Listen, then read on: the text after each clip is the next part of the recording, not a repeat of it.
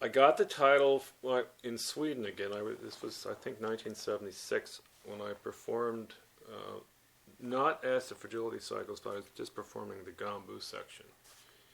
And somebody came up to me after the concert, maybe at, I think it was a party or something, and it was a dancer, someone I had known a little bit, and she said to me, "You know, your music is so fragile."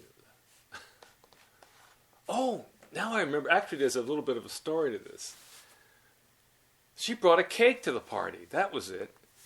And on the cake was written the word fragilité in French. And I remember saying to her, "What's the meaning of this? What's this mean? Fragile cake?" And she said, "Well, you know, it's interesting because your music is very fragile too." And I said, "Well, is this cake in honor of the fragility of my music? I mean, what's the deal here?" And she said, "Well, no, it's a kind of a cake. When you buy it at a bakery, it's called fragilité." I said, "Really?" "Yeah." She said, "Oh, it's a French cake." I said, "I never heard of it." Well, nevertheless, here it was, a cake with the words fragilité on French. She's saying your music is fragile. I'm thinking this must be a sign.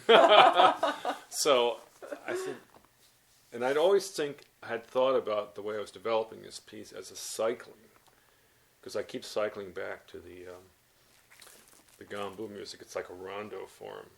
So I gotta call it Fragility Rondos, but anyhow, that's where the idea of fragility came from. It came from a cake.